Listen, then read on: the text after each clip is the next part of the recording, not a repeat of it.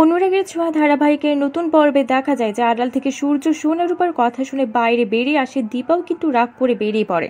তবে কেন যেন মনে হচ্ছে সূর্য এসেছিল, আশেপাশে কিছু দেখতে পেয়েছে বলে দীপার মনে হলে এমন সময় গাড়ির ভেতর থেকে দীপাকে দেখে ছুটে আসে ইরা।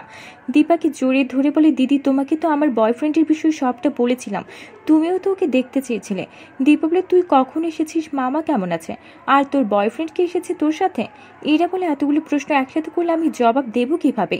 ততক্ষণে দীপার সাথে ইরাকে অন্তরঙ্গভাবে কথা বলতে দেখে চমকে ওঠে সূর্য। অনেক কিছু কল্পনা করে সূর্য, মনে মনে ভাবে দীপার সাথে কি কোনো সম্পর্ক আছে ইরার? না না, বিষয়টি তো একবার দেখতে হবে। এগিয়ে আসে সূর্য, সূর্যকে দেখে দীপা চমকে ওঠে। কিছু বলার আগে ইরা এগিয়ে এসে বলে, এই কি তুমি চলে এলে যে?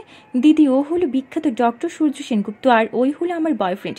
ইরার কথা শুনে বিদ্যুৎ চমকানোর মতো চমকে উঠে দীপা, আর সূর্য তো হতাশ। তাহলে কি বলবে এবার সূর্য ও দীপা? বন্ধুরা, তোমাদের কি মনে হয়? এক্ষুনি একটা লাইক দিয়ে এবং কমেন্ট করে জানিয়ে দাও তোমাদের মতামত। ধন্যবাদ।